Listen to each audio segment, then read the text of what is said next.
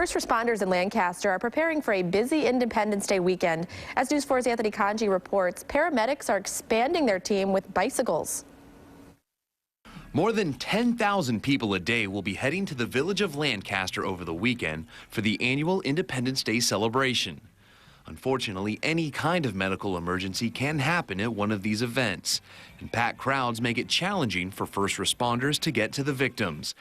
But this year, that problem has lessened with the Lancaster Volunteer Ambulance Corps' EMS bicycle team. I think it's a great idea if they're willing to do that, because they can get to somebody who trips, falls, or gets hurt much faster than having to go through a crowd.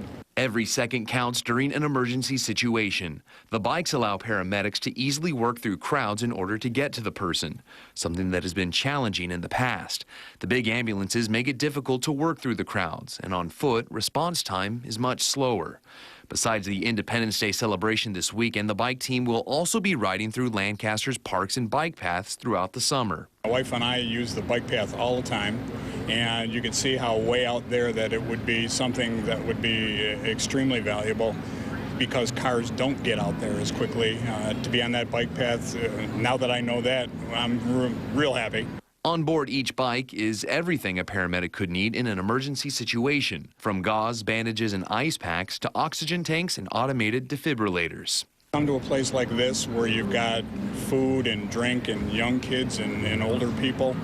I think it's a great idea, because you never really know what could happen, and they'd be here immediately, and it could be life-saving.